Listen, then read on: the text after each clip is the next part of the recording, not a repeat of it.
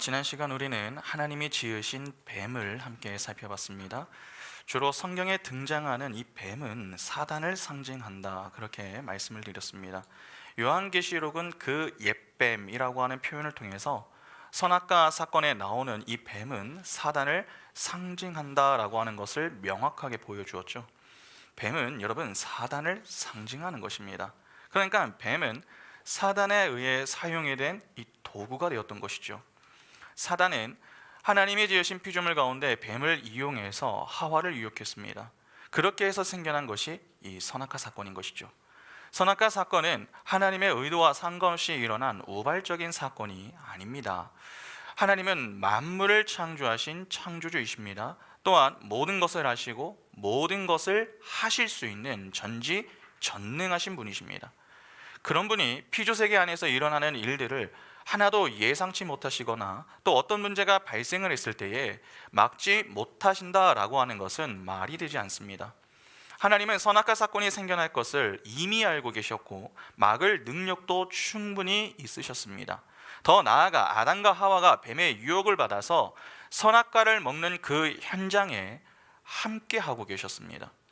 하나님이 그 자리에 계셨음에도 불구하고 막지 않고 허락하신 것은 막을 능력이 부족해서가 아니라 오히려 그 사건을 통해서 이 어떠한 교훈을 주기 위해서였습니다. 그러니까 선악과는 철저히 하나님의 계획과 섭리 가운데 일어난 사건인 것입니다. 그러면 하나님이 선악과 사건을 통해서 누구에게 무엇을 교훈하려고 하신 것입니까? 하나님의 택한 백성인 교회에게 벌거벗었으나 부끄러워하지 않던 자들이 어떻게 해서 죄로 인하여 부끄러워하게 되었는지, 그리고 그런 자들을 가만히 내버려 두지 않으시고 하나님이 어떻게 그들의 수치를 가려주셔서 하나님의 은혜를 입은 자들이 어떻게 부끄러워하지 않으며 살 수 있게 되는지, 이 바로 복음의 이야기를 교훈하기 위해 허락하신 것입니다. 그러니까 선악과 사건은 복음을 담고 있는 이 아주 중요한 사건인 것입니다. 그래서 우리는 이미 이 내용이 어떻게 성경 속에서 점진적으로 반복되어 창세기부터 요한 계시록까지 기록되고 있는가를 다 확인했습니다. 이처럼 성경은 하나의 주제, 즉 복음이신 예수 그리스도만을 다룹니다. 예수께서도 이를 분명하게 말씀하시죠. 누가복음 24장 44절 보시면은 또 이르시되 내가 너희와 함께 있을 때에 너희에게 말한 바 곧 모세의 율법과 선지자의 글과 시편에 나를 가리켜 기록된 모든 것이 이루어져야 하리라 한 말이 이것이라 하시고. 본절은 예수께서 하신 말씀입니다. 그런데 예수께서 구약의 모든 책을 가리켜서 모두 나를 가리켜서 기록되었다, 그렇게 말씀을 하시죠. 구약은 언약의 그림자의 역할을 합니다. 그러면 신약은 무슨 역할을 하겠습니까? 언약의 실체의 역할을 하는 것입니다. 구약이 예수의 이야기라면 당연히 신약 역시 예수의 이야기가 되는 거 아닙니까? 그러니까 성경은 오직 예수 그리스도만을 이야기하는 것입니다. 때문에 모든 말씀은 예수 그리스도와 복음으로 기결이 되어야지 윤리나 도덕적인 교훈 정도가 되어서는 안 되는 것입니다. 그래서 힘이 들지만 말씀 속에 함유된 진리를 찾아서 묵상하고 배우는 훈련을 게을리해서는 안 되는 것이죠. 성경을 읽을 때도 마찬가지입니다. 하나님 중심적인 관점이 아니라 인간 중심적인 관점으로 성경을 보기 시작하면은 본문을 자꾸 자의적으로 해석하게 됩니다. 그러면 성경은 그냥 좋은 윤리책, 도덕책, 역사책이 되고 마는 것이죠. 아닙니다. 여러분, 성경은 철저하게 예수 그리스도라는 복음, 분명한 목적을 갖고 기록한 책입니다. 때문에 그 의도에 맞게 성경을 읽고 성경을 묵상해야 합니다. 지금 선악과 사건을 그렇게 보고 있는 것이죠. 큰 그림에서의 이 선악과 사건은 복음의 이야기를 담고 있습니다. 그러나 동시에 해당 사건은 최초의 죄가 어떻게 해서 들어오게 되었는가 하는 것을 보여주는 사건이기도 합니다. 때문에 우리는 큰 그림인 복음의 이야기 속에서 죄에 대한 내용도 함께 이 고민을 좀 해볼 필요가 있겠죠. 그래서 오늘과 다음 주는 죄와 관련하여 그 내용을 좀 보도록 하겠습니다. 자, 그러면 1절을 잠시 한번 보시기 바랍니다. 1절 보시면 그런데 뱀은 여호와 하나님이 지으신 들 짐승 중에 가장 강교하니라. 뱀이 여자에게 물어 이르되 하나님이 참으로 너희에게 동산 모든 나무의 열매를 먹지 말라 하시더냐. 본절을 보면은 하와를 유혹한 뱀이 등장합니다. 그런데 뱀을 어떻게 묘사하고 있습니까? 들 짐승 중에 가장 강교하다 그렇게 이야기합니다. 대부분의 한글 성경이 이와 비슷하게 번역을 해놨습니다. 그 중에 현대인의 성경은 본절을 이렇게 번역하고 있습니다. 창세기 3장 1절 다시 보시면 현대인의 성경입니다. 여호와 하나님이 창조하신 동물 중에서 뱀이 가장 교활하였다. 뱀이 여자에게 하나님이 정말 너희에게 동산에 있는 모든 과일을 먹지 말라고 하셨느냐 하고 묻자. 현대인의 성경은 뱀을 가리켜서 가장 교활하였다 그렇게 번역을 해놨습니다. 그러니까 대부분의 성경은 뱀을 부정적으로 표현을 하고 있는 것이죠. 그러나 뱀으로 번역된 이 히브리어 단어 아룸은요, 강교하다라고 하는 부정적인 의미보다는 현명하다, 지혜롭다 하는 긍정적인 뜻을 가지고 있습니다. 그러니까 원문의 의미를 살려 보다 정확하게 번역을 하면 어떻게 되겠습니까? 뱀은 여호와 하나님이 지으신 들 짐승 중에 가장 지혜로운지라. 이것이 더 적절한 번역이다 그렇게 볼 수 있습니다. 이는 신약 시대에 예수께서 제자들에게 하신 말씀과도 잘 어울립니다. 마태복음 10장 16절 보시면 보라 내가 너희를 보냄이 양을 이리 가운데로 보냄과 같도다. 그러므로 너희는 뱀같이 지혜롭고 비둘기같이 순결하라. 그렇죠? 여러분 예수가 제자들에게 지금 뭐라고 합니까? 뱀같이 지혜롭고 비둘기같이 순결하라 그렇게 이야기합니다. 만일 뱀이 부정적인 의미를 갖고 있는 짐승이었다면 예수의 말에는 뭔가 지금 문제가 있는 거 아닙니까? 그러나 예수는 부정적인 차원에서 뱀의 지혜를 이야기한 게 아닙니다. 그래서 제자들에게 뱀처럼 지혜롭게 살라고 말씀하셨던 것이죠. 그러니까 오늘 본문 역시 교활하다는 이 부정적인 의미보다는 현명하고 지혜롭다는 긍정적인 의미로 보는 것이 자연스러운 것입니다. 그리고 1절을 보시면은 뱀이 여자에게 물어 이르되라고 하는 어구가 나옵니다. 한글 성경은 물어 이르되라는 이 표현을 잘 살리지 못했습니다. 원문으로 보면은 칼 와우 계속법으로 기록을 해놨습니다. 이건 모르셔도 됩니다. 쉽게 말해서 한 번 말한 게 아니라 지속적으로 대화를 했다는 것입니다. 그러니까 하와와 뱀은 초면이 아니라 구면인 것입니다. 가끔 어떤 분들은 사단이 뱀으로 변하여서 하와에게 은밀히 접근하여 하와를 유혹했다 그렇게 여기시는 분들이 있죠. 그것은 원문의 의미를 제대로 이해하지 못하여 생겨난 엉뚱한 추측에 불과한 것입니다. 뱀이 하와를 유혹하기 이전부터 뱀과 하와는 알고 지냈던 사이였습니다. 그러니까 평소 대화를 하며 교제를 나누던 아주 이 친밀한 관계였던 것이죠. 그리고 대부분의 학자들이 에덴 동산에서 하와를 유혹했던 이 뱀은 그리 흉측하지 않았을 것이다 그렇게 생각을 합니다. 또한 그 당시에는 뱀은 다리가 있었을 가능성이 매우 높다 그렇게 추측을 합니다. 그렇게 생각하는 근거는 창세기 3장 14절에 있습니다. 창세기 3장 14절 보시면 여호와 하나님이 뱀에게 이르시되 내가 이렇게 하였으니 내가 모든 가축과 들의 모든 짐승보다 더욱 저주를 받아 배로 다니고 살아 있는 동안 흙을 먹을지니라. 여기 보면은 하나님이 뱀에게 심판을 내리실 때에 배로 땅을 다니게 될 것이다 그렇게 말씀을 하십니다. 그러니까 그전에는 적어도 이 뱀에게 다리가 있지 않았겠는가 그렇게 보는 것이죠. 그러면 이러한 내용들을 종합해서 볼 때에 우리는 세 가지를 알 수 있습니다. 첫째, 뱀과 하와는 평소 교제하던 사이였다. 둘째, 뱀은 흉측하지 않으며 다리가 있는 나름 매력적인 짐승이었다. 셋째, 뱀은 가장 지혜로운 짐승이었다. 이렇게 세 가지의 내용을 알 수 있습니다. 그러면 우리는 이 내용을 가지고 먼저 이런 질문을 좀 던져볼 수 있겠죠. 사단이 왜 뱀을 선택했는가 하는 것입니다. 사단이 뱀을 통해 하와를 유혹하지 않았습니까? 그러면 굳이 뱀을 왜 선택한 것입니까? 두 가지 이유 때문입니다. 하나는 뱀이 지혜롭기 때문이고 다른 하나는 그 뱀이 하와의 신뢰를 받는 존재였기 때문입니다. 하와와 뱀은 유대 관계를 맺고 있었습니다. 유대 관계를 맺고 있으면 서로 신뢰하는 관계였다라고 하는 것을 보여주죠. 신뢰가 높을수록 사람은요, 경계를 갖지 않습니다. 무장 해제를 하는 것이죠.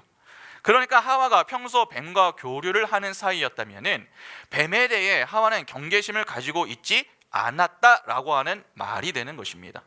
더욱이 뱀은 지혜를 가지고 있습니다.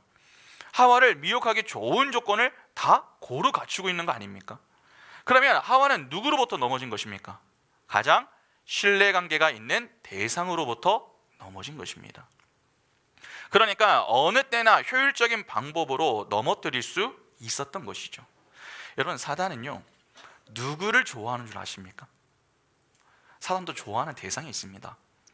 무식한 자보다 지식이 있는 자를 선호하고 어리석은 자보다 지혜로운 자를 좋아합니다. 주로 사람들의 넘어짐은 외부보다는 내부의 문제로 일어나는 경우가 많습니다. 역사 속에서 일어나는 전쟁들을 가만히 한번 생각해 보시죠. 전쟁에서 패하는 것은 적과 싸워 패배한 이유도 있겠으나 내부 분열로 무너지는 경우도 적지 않습니다. 누군가 배신을 하고 성문을 열어주거나 또 아군의 비밀 정보를 적군에게 넘겨주어서 적에게 협조하는 그 문제 때문에 제대로 한번 싸워보지도 못하고 지는 일도 있습니다. 그래서 우리나라 말에 믿는 도끼에 발등이 찍힌다라고 하는 말이 있는 거 아닙니까? 딱 그러한 말인 것이죠. 믿었던 사람에게 배신을 당하는 순간 사람은 쉽게 넘어집니다. 하와가 바로 그러했던 것이죠. 이스라엘의 멸망도 이와 다르지 않습니다. 이스라엘이 여러분 왜 멸망을 했습니까? 지식이 부족하고 지혜가 부족한 자들 때문이 아니라 오히려 그 반대의 사람들 때문이었습니다. 지식이 있고 나름 지혜가 있다고 여기는 그들 때문에 망한 것입니다. 특히 선지자들이 그렇지 않습니까? 신명기 13장 1절부터 5절 보시면 너희 중에 선지자나 꿈꾸는 자가 일어나서 이적과 기사를 내게 보이고 그가 내게 말한 그 이적과 기사가 이루어지고 너희가 알지 못하던 다른 신들을 우리가 따라 섬기자고 말할지라도 너는 그 선지자나 꿈꾸는 자의 말을 청종하지 말라. 이는 너희의 하나님 여호와께서 너희가 마음을 다하고 뜻을 다하여 너희의 하나님 여호와를 사랑하는 여부를 알려 하사 너희를 시험하심이니라. 너희는 너희의 하나님 여호와를 따르며 그를 경외하며 그의 명령을 지키며 그의 목소리를 청종하며 그를 섬기며 그를 의지하며 그런 선지자나 꿈꾸는 자는 죽이라. 이는 그가 너희에게 너희를 애굽 땅에서 인도하여 내시며 종되었던 집에서 속량하신 너희의 하나님 여호와를 배반하게 하려 하며 너희의 하나님 여호와께서 내게 행하라 명령하신 도에서 너를 깨어내려고 말하였음이라. 너는 이같이 하여 너희 중에서 악을 제할지니라. 구약시대의 이스라엘을 늘 병들게 만들었던 자들이 이러한 거짓 선지자들이었습니다. 이러한 표현이 여러분 신약시대로 넘어오게 되면 어떻게 됩니까? 거짓 사도, 거짓 교사라고 하는 이름으로 등장하죠. 고린도후서 11장 11절부터 한번 보시기 바랍니다. 어떠한 까닭이냐 내가 너희를 사랑하지 아니함이냐 하나님이 아시느니라. 나는 내가 해온 그대로 앞으로도 하리니 기회를 찾는 자들이 그 자랑하는 일로 우리와 같이 인정받으려는 그 기회를 끊으려 함이라. 그런 사람들은 거짓 사도요 속이는 일꾼이니 자기를 그리스도의 사도로 가장하는 자들이니라. 이것은 이상한 일이 아니니라. 사탄도 자기를 광명의 천사로 가장하나니 그러므로 사탄의 일꾼들도 자기를 의의 일꾼으로 가장하는 것이 또한 대단한 일이 아니니라. 그들의 마지막은 그 행위대로 되니라. 그리고 요한일서 4장 1절도 보겠습니다. 요한일서 4장 1절에 사랑하는 자들아 영을 다 믿지 말고 오직 영들이 하나님께 속하였나 분별하라. 많은 거짓 선지자가 세상에 나왔습니다.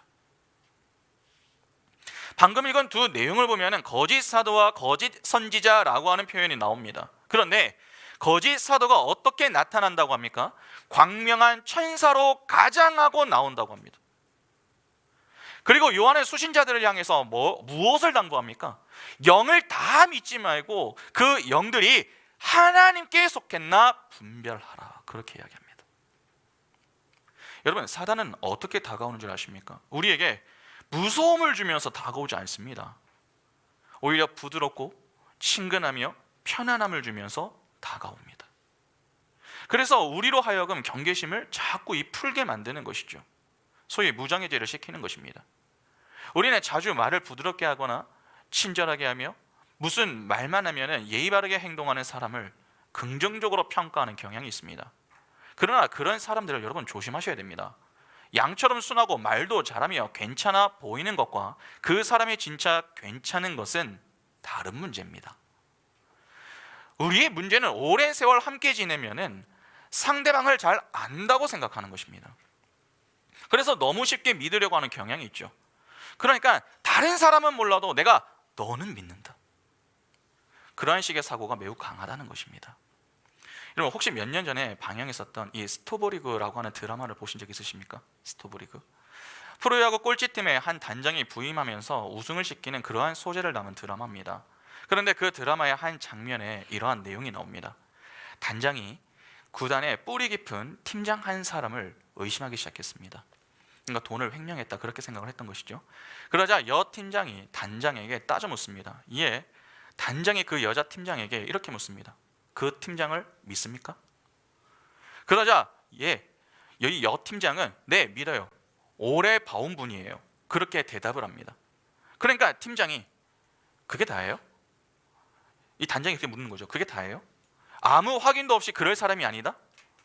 그것이 믿는 것입니까? 흐리멍텅하게 방관하는 것입니다. 그렇게 답을 하자 발끈한 이 여 팀장이 다시 이렇게 이야기합니다. 확인하는 순간 의심하는 거죠. 확실하지 않은 근거들보다 제가 봐온 시간을 더 믿는 거예요. 그러자 단장이 다시 이야기합니다. 확실하지 않은 근거를 확실하게 확인해 볼 생각은 안 해보셨나요? 이에 여 팀장은 단장님은 의심 안 받아보셨어요? 그때 기분 좋으셨어요? 그렇게 불편한 기색으로 답하자 마지막으로 단장이 이렇게 이야기합니다. 저는 의심하지 않는 흐리멍텅한 사람과 일하기보다는 차라리 나까지 의심하고 확인하기를 바랍니다. 떳떳하면 기분 나쁠 것도 무서울 것도 없습니다. 그렇게 처음에는 오랜 기간 함께 지낸 그 팀장의 말만 믿었던 그 여자 팀장이 단장과의 대화 이후에 조금씩 생각을 하고 조사를 합니다. 그런데 그 조사 과정에서 수상한 것을 발견하였고 그렇게 믿었던 그 팀장이 뒤에서 뒷돈을 받았다라고 하는 사실을 알게 되죠. 그러니까 앞에서 후배들을 챙겨주고 선한 모습으로 일관했던 그 모습, 그동안 알고 지내며 믿었던 자신이 틀릴 수도 있다는 그 단장의 말이 맞았던 것입니다. 이렇게 우리도 모르게 조금만 친해지면은 맹목적으로 사람을 믿으려고 하는 경향이 있습니다. 사단은 그런 우리의 빈틈을 노려서 공격하는 것입니다. 여러분, 사단이 주로 건드리는 대상은 멍청한 자가 아닙니다. 지혜로운 자입니다. 그러면 오늘날 사단이 교회를 넘어뜨리기 위해서 뱀과 같은 자들로 선택하는 자들이 누구겠습니까? 똑똑한 사람, 돈 많은 사람, 능력이 있는 사람입니다. 그런 자들을 유혹해서 하나님을 대적하게 만드는 것입니다.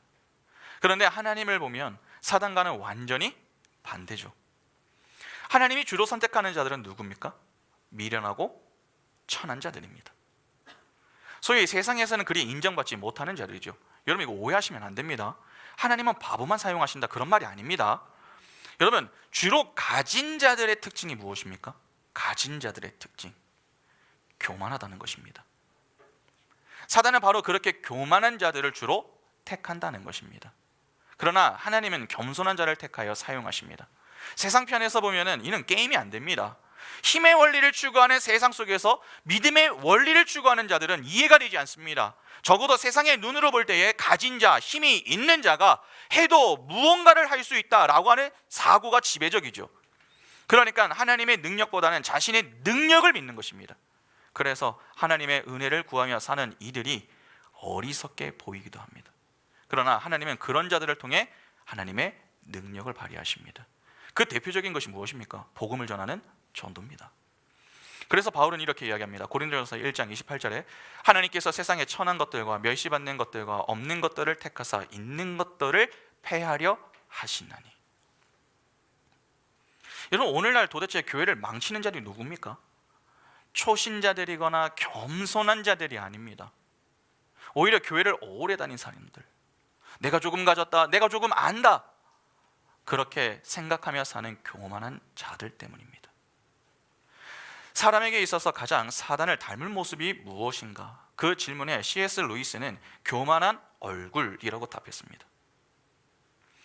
성경은 교만을 뭐라고 이야기합니까? 패망의 선봉이다. 그렇게 교훈합니다. 나는 영리해서, 나는 똑똑해서, 나는 교회를 오래 다녀서, 나는 교리가 탄탄해서 괜찮아. 죄송합니다. 그런 마음을 갖고 사는 사람이 반드시 넘어집니다. 사단은 그 한 수 위입니다. 우리가 자신만만해하는 그 문제를 가지고 접근하여 넘어지게 만들어 우리를 실족하게 만듭니다. 그러니까 어떤 것에 너무 자신감을 갖는 그 교만함이 우리를 넘어지게 만드는 것이죠. 우리는 우리를 믿는 존재가 아닙니다. 우리는 하나님을 믿는 존재입니다. 내가 상대적으로 영리하고 똑똑하고 신앙의 연수가 많으며 교리를 많이 알아도 여전히 하나님의 은혜가 필요한 존재임에는 변함이 없습니다.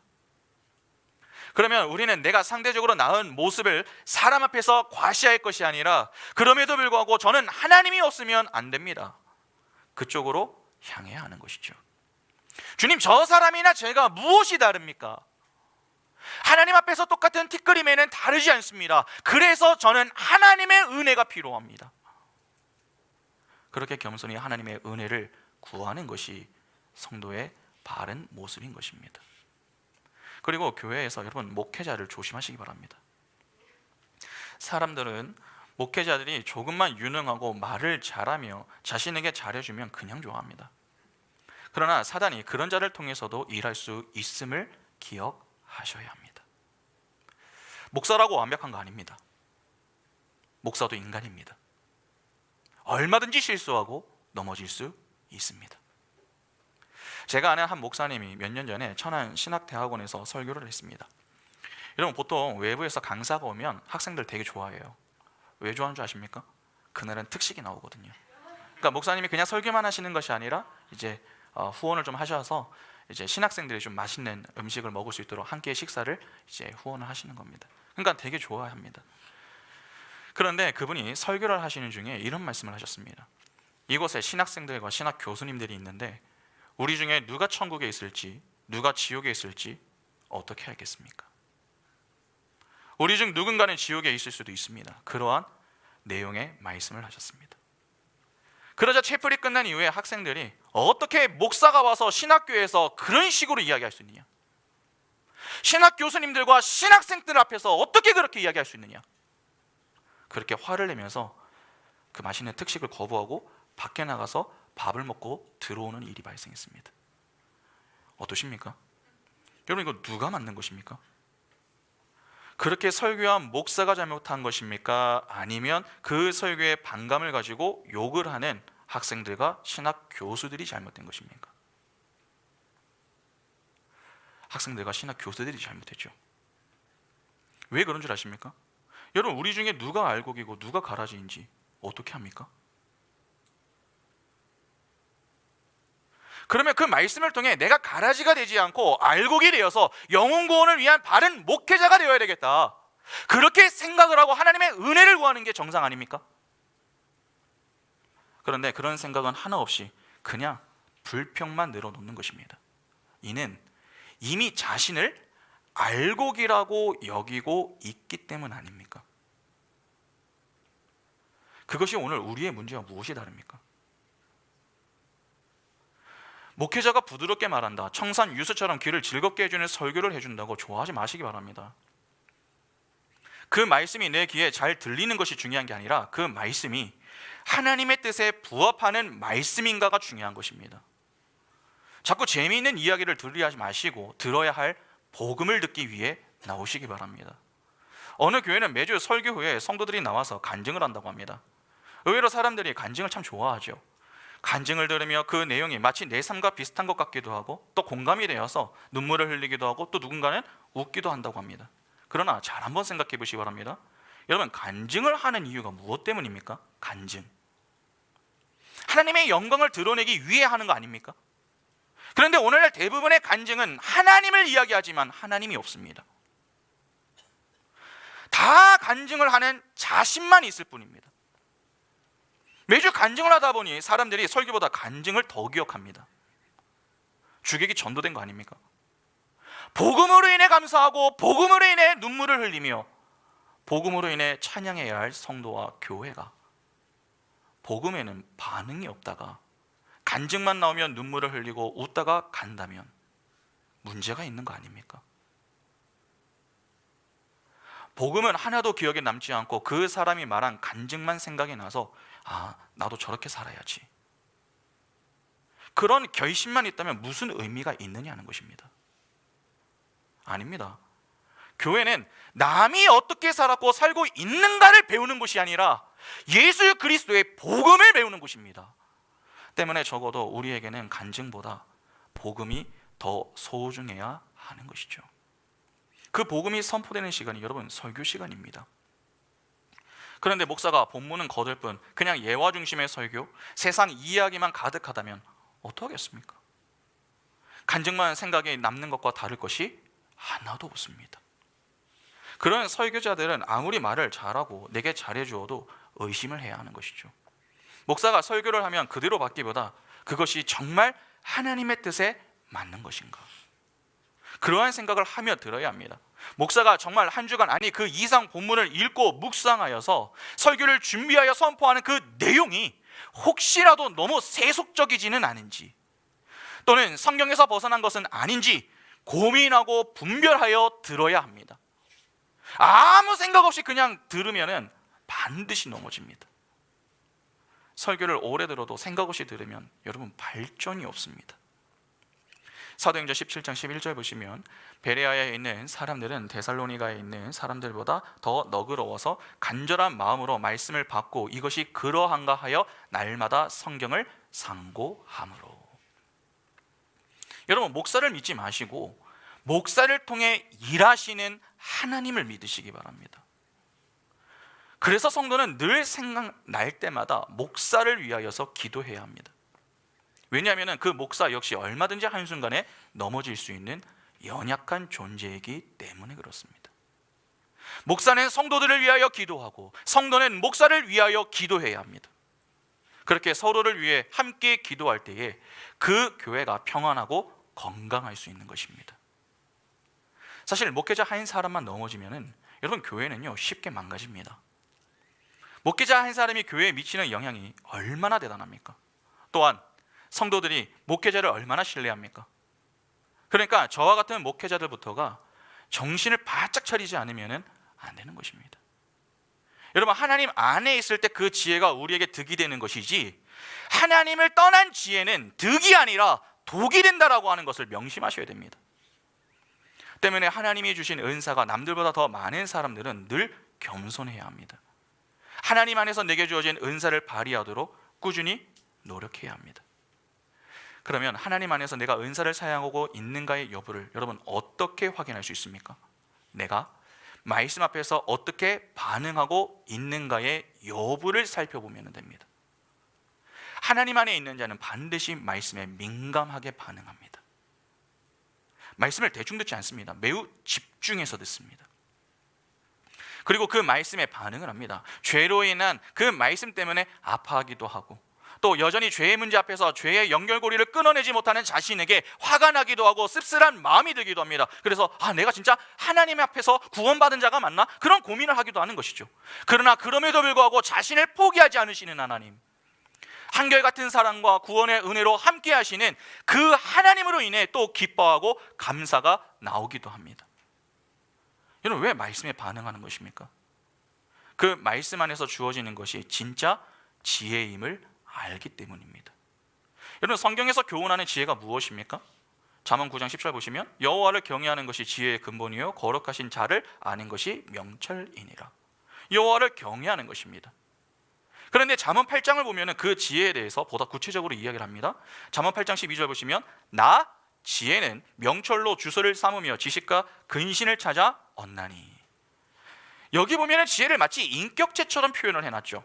그런데 이후의 내용인 22절부터 내용을 보면 그 실체에 대해서 이렇게 이야기합니다. 22절부터 30절 보시면 여호와께서 그 조화의 시작 곧 태초에 일하시기 전에 나를 가지셨으며 만세전부터 태초부터 땅이 생기기 전부터 내가 세움을 받았나니 아직 바다가 생기지 아니하였고 큰 샘들이 있기 전에 내가 이미 났으며 산이 세워지기 전에 언덕이 생기기 전에 내가 이미 났으니 하나님이 아직 땅도 들도 세상 진토의 근원도 짓지 아니하셨을 때라.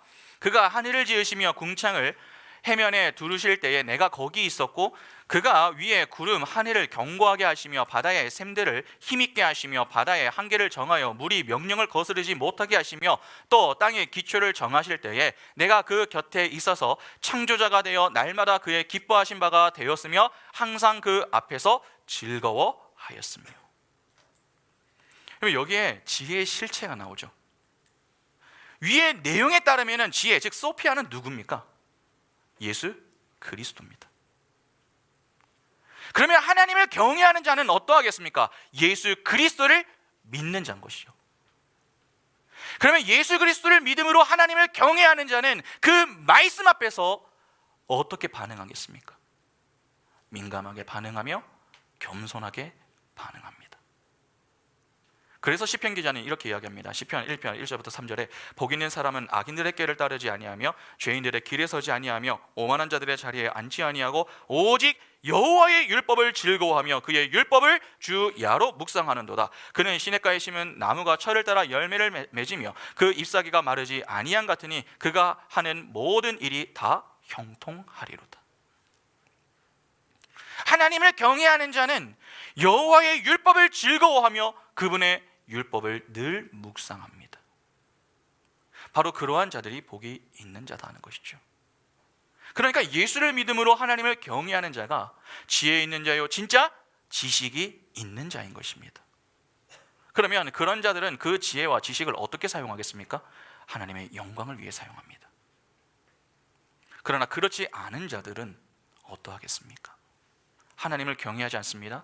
그래서 말씀을 듣지 않습니다. 말씀을 듣지 않기 때문에 기도를 제대로 하지 않습니다. 기도를 하지 않기 때문에 하나님의 지혜가 아니라 자신의 지혜를 가지고 교만하게 살아갑니다.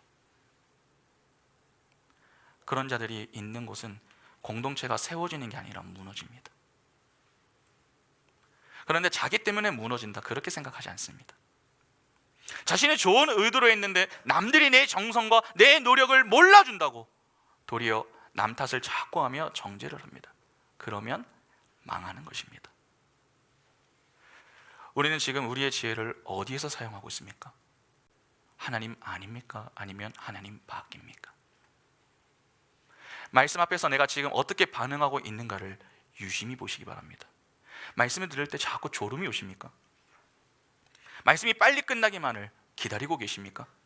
복음이 지루하고 재미가 없습니까? 그러면 문제가 있는 것입니다. 예배 전에는 졸리다가도 예배가 시작이 되어 말씀이 선포되면은 여러분 정신이 맑아져야 됩니다. 말씀이 꿀송이처럼 달게 느껴져야 됩니다. 말씀이 벌써 끝났나? 더 해주면 안 되나? 하나님의 말씀이 이렇게 심오하고 깊이가 있는 것인가? 더 알려주시오, 더 가르쳐 주시오. 그런 마음이 있어야 합니다. 성도와 교회는 영적으로 늘 깨어 있어야 됩니다.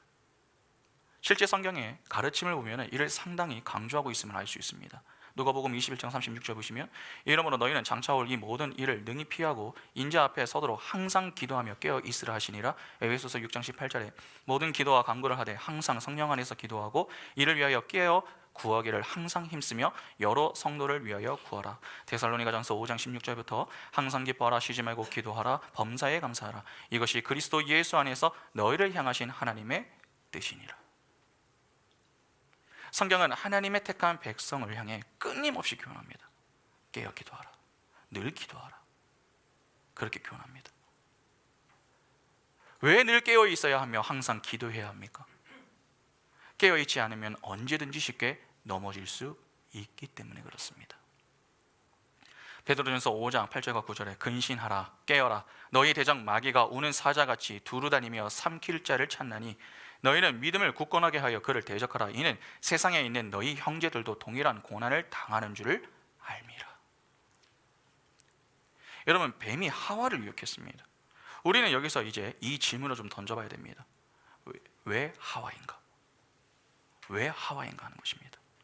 왜 굳이 많고 많은 대상이 있는데 뱀이 하와를 유혹한 것입니까? 하와는 어떤 존재죠? 하나님의 형상이죠. 아담이 하나님의 형상으로 지음을 받았습니다. 그런 아담이 갈비뼈에서 생겨난 이 존재가 하와입니다. 그러면 하와도 아담과 같은 하나님의 형상으로 지음을 받은 존재인 것입니다. 더욱이 아담과 하와는 각각 무엇을 상징합니까? 예수 그리스도와 교회를 예표합니다. 그러면 뱀이 하와를 유혹했으면 누가 누구를 건드린 것입니까? 사단이 하나님의 형상인 여자, 즉 교회를 건드린 것입니다. 뱀이 하와를 먼저 미혹하여 하와가 넘어졌습니다. 여러분 2절부터 6절 보시면 여자가 뱀에게 말하되 동산 나무의 열매를 우리가 먹을 수 있으나 동산 중앙에 있는 나무의 열매는 하나님의 말씀에 너희는 먹지도 말고 만지지도 말라 너희가 죽을까 하노라 하셨느니라. 뱀이 여자에게 이르되 너희가 결코 죽지 아니하니라. 너희가 그것을 먹는 날에는 너희 눈이 밝아져 하나님과 같이 되어 선악을 알 줄 하나님이 아심이니라. 여자가 그 나무를 본즉 먹음직도 하고 보암직도 하고 지혜롭게 할 만큼 탐스럽기도 한 나무인지라. 여자가 그 열매를 따먹고 자기와 함께 있는 남편에게도 주매 그도 먹은지라. 뱀의 말을 듣고서 하와가 이 선악과를 따먹었습니다. 이는 교회가 사단에 의해서 얼마든지 유혹을 받을 수 있으며 또한 그 유혹으로 인해 넘어질 수 있다는 말이 됩니다. 그래서 성경이 자꾸 이야기하는 것입니다. 영적으로 잠들지 말고 깨어 기도하라. 그렇지 않으면 언제든지 넘어질 수 있다. 그것을 경고하는 것입니다. 이는 하나님의 은혜가 아니면은 교회는 티끌에 불과한 존재다라고 하는 것을 보여주는 것이죠. 그래서 교회는 늘 기도할 때에 하나님의 은혜를 구해야 합니다. 그런 점에서 기도하지 않는 성도, 기도하지 않는 교회는 생명이 없다고 말해도 틀리지 않습니다. 여러분 창세기 1장 27절을 한번 보시기 바랍니다. 하나님이 자기 형상 곧 하나님의 형상대로 사람을 창조하시되 남자와 여자를 창조하시고, 사람을 창조하시되 남자와 여자를 창조했다 했습니다. 한 사람만 창조한 게 아닙니다. 남자와 여자를 창조했습니다. 이 말은 여자는 남자와 연합된 상태에서만 무엇이 될 수 있다는 것입니까? 사람이 될 수 있다는 것입니다. 그래서 하와가 창조된 이후에 하나님이 그녀를 누구에게로 데려왔습니까? 아담에게로 데려왔습니다. 그래서 두 사람을 연합시키셨습니다. 그 그림이 교회를 데리고 예수와 연합시키는 내용과 정확하게 일치합니다. 그러면 교회는 어떤 상태에서만 살아있는 존재가 된다는 말입니까? 예수와 연합된 상태에서만 살아있는 존재가 되는 것입니다. 다시 말해서 예수의 품에 거하지 않는 이상 살 수가 없다는 것이죠. 왜냐하면 예수가 곧 생명이시고 그 생명을 공급해 주실 수 있는 유일한 분이시기 때문에 그렇습니다. 그래서 그분이 교회의 머리가 되시는 것이며 또한 생명을 공급해 주시기 위하여서, 달리 말해서 은혜를 베풀기 위하여 우리에게 허락하시는 수단이 있습니다. 그것이 바로 은혜의 방편인 말씀과 기도인 것이죠. 때문에 성도와 교회는 말씀과 기도를 통해 하나님이 공급해 주시는 은혜로 호흡하고 생명을 가지고 살아갈 수 있는 것입니다. 그러니까 성도와 교회는 말씀과 기도의 사활을 걸어야 합니다. 그 가운데에서만 우리가 신랑이신 예수와 연합된 상태로 살아갈 수 있으며 그 안에서 우리가 참 생명을 누리는 자들로 지낼 수 있는 것입니다. 그런데 신부인 교회가 기도를 하지 않는다? 이는 하나님이 공급해 주시는 은혜의 방편을 거부하는 행위입니다. 그러면 당연히 그 속에는 무엇이 없는 것이나 다름없습니까? 생명이 없는 거 아닙니까? 그러면 도대체 기도하지 않는 이유는 무엇입니까? 그것은 여전히 내가 아직 할 수 있다고 하는 자신감이 있기 때문입니다. 자신의 불가능함을 확인한 사람은요, 반드시 외부의 도움을 요청합니다. 그러나 자신의 가능성이 조금이라도 남아있으면 도움을 구하지 않습니다. 어떻게든 스스로 해보려고 하죠. 그것이 타락한 죄인이 가지고 있는 자존심입니다. 여러분, 신앙의 연수가 오래될수록 주의할 게 있습니다. 바로 안다고 생각하는 착각입니다. 안일함과 그로 인한 나태함을 경계하셔야 됩니다. 그 둘은 반드시 우리를 교만의 자리에 서게 만듭니다. 교회는 언제 강한 줄 아십니까? 여러분, 교회가 언제 강합니까? 재정적으로 넉넉할 때입니까? 교회가 좀 커졌을 때입니까? 교회가 언제 강합니까? 하나님의 품에 거할 때입니다. 왜 여자가 먼저 넘어지는가? 그것은 남녀 차별을 보여주는 게 아니라 그만큼 여자, 즉 신부를 상징하는 교회는 사단의 유혹 앞에 쉽게 넘어질 수 있는 존재임을 강조하는 내용인 것입니다. 그러니까 신앙생활을 할수록 성도는 점점 겸손해져야 하는 것이죠. 겸손을 자꾸 착함으로 이해하시는 분들이 있는데 그렇지 않습니다. 성도는 착해지는 존재가 아니라 신실해지는 존재입니다. 이를 잘 구별하실 수 있어야 합니다. 하나님을 믿을수록 하나님이 더 알고 싶은 마음이 들어야 합니다. 여러분, 그게 정상입니다. 말씀을 들어도 이해가 잘 되지 않을 수 있습니다. 배우고 싶은데 그것이 생각만큼 잘 안 될 수도 있습니다. 그러나 듣고 또 듣고 들어서 들릴 때까지, 또 이해가 될 때까지 최선을 다하는 것이 중요한 것입니다. 우리 최승렬 권사님과 한 번씩 통화할 때가 있습니다. 그리고 우리 장로님하고 얘기를 듣다 보면은, 대화를 하다가 듣다 보면은 늘 권사님이 설교를 틀어놓는다고 하십니다. 그래서 여기 은총자매 있는데, 은총자매가 이제 권사님하고 같이 지내거든요. 그래서 어떨 때는 그게 모닝콜 역할을 하기도 한다는 거죠. 여러분, 얼굴은 일주일에 한두 번 보는데 목소리는 내내 듣는 겁니다. 스트레스라고요? 여러분, 하나님을 향한 우리의 마음이 그러해야 하지 않겠습니까? 아버지의 음성이 그립고 듣고 또 들어도 듣고 싶은 그 음성이 바로 우리 아버지의 음성이어야 하는 것입니다. 우리가 얼마나 연약한 존재인지, 어떤 자리에 있었는가를 알아야 제대로 된 반응이 나옵니다. 교만하지 마시기 바랍니다. 내가 스스로 무언가를 할 수 있다고 하는 것이 우리의 자랑이 아닙니다. 내가 스스로 할 수 있는 것이 없어서 하나님의 은혜를 겸손히 구하고 하나님의 능력으로 살아가는 것, 주님의 그 십자가가 우리의 자랑이어야 합니다.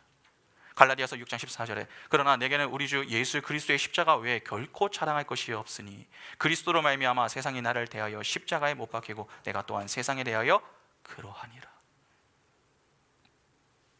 왜 우리가 늘 하나님의 은혜를 구하며 살아야 하는가? 그것을 지금 뱀의 유혹을 받는 하와와 그로 인해 넘어지는 하와의 모습을 통해 보여주는 것입니다. 그런데 뱀이 하와를 유혹한 또 하나의 이유가 있습니다. 먼저 하와를 유혹하면 교회의 연약성을 보여주기도 하지만 동시에 하나님이 세운 질서와도 관련이 좀 있습니다. 하나님이 천지창조 때 세운 질서를 보면 그 순서가 어떻습니까? 하나님, 아담, 하와, 만물 순이죠. 여러분, 사실 만들어진 순서로만 보면 아담은 만물 뒤에 있어야 합니다. 그러나 만물이 맨 아래에 있는 것은 아담과 하와의 창조 이후에 하나님이 그들에게 하신 명령이 있기 때문에 그렇습니다.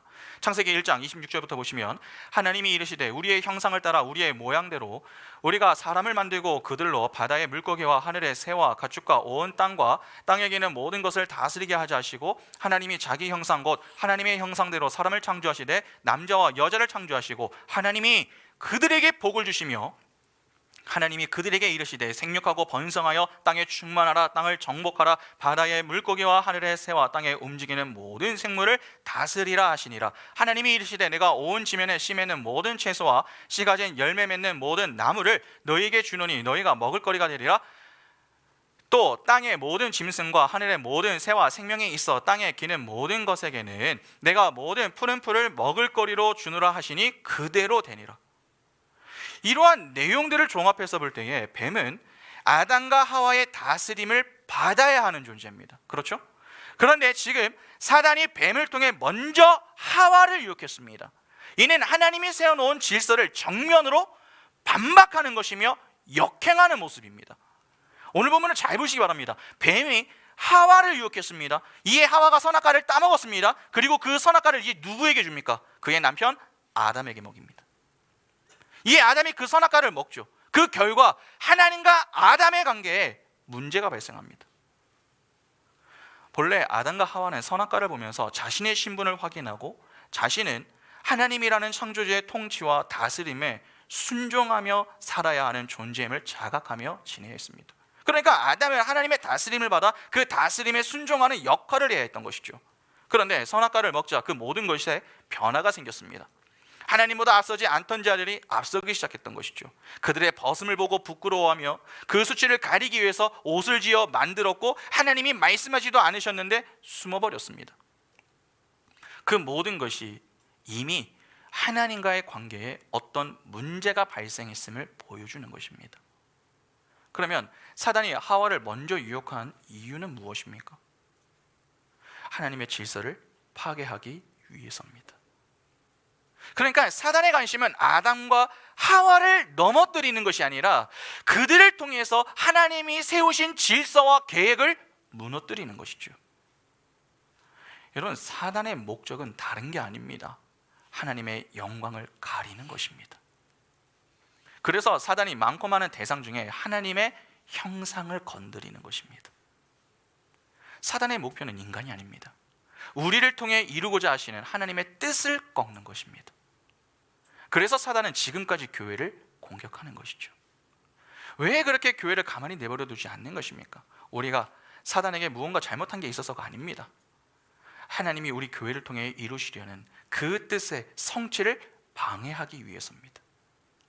그것을 너무나도 싫어하기 때문이죠. 그래서 교회는 우리를 어떻게든 유혹하고 시험하며 공격하여 넘어뜨리려고 하는 것입니다. 하나님의 형상인 교회가 넘어지면 하나님의 뜻이 실패될 수 있다고 여기는 것입니다. 그러니까 우리는 수단입니다. 하나님 편에서도 그러하고 사단 편에서도 그러한 것입니다. 하나님 편에서 교회는 하나님의 뜻을 이루는 수단인 것이고, 사단 편에서 교회는 하나님의 뜻을 실패하게 하는 수단인 것입니다. 그래서 교회는 하나님과 사단 사이에서 영적인 씨름을 하게 되는 것입니다. 사단은 영적인 존재입니다. 또한 계획적이고 은밀합니다. 그래서 우리가 쉽게 상대할 수 있는 대상이 아닙니다. 그들의 목표는 매우 분명합니다. 하나님이 세운 질서를 파괴하는 것입니다. 이를 위해서 사단을 우는 사자와 같이 우리를 넘어뜨리기 위해서 빈틈을 자꾸 찾고 있습니다.